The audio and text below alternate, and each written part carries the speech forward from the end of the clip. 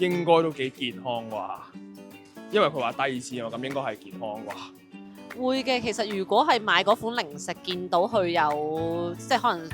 低脂、全脂咁樣，會特登揀低脂嚟買咯。因為你感覺好似健康啲，你有得選擇啊嘛，感覺好似你食同一樣嘢，但係我會相對健康啲嘅感覺。通常可能都係睇佢大致，例如低脂，即係可能我買豆漿啊、奶嘅時候，如果佢係寫低脂啊、脫脂，我都可能會揀嗰類嘅飲品。除咗低脂之外，都會睇佢糖分高唔高。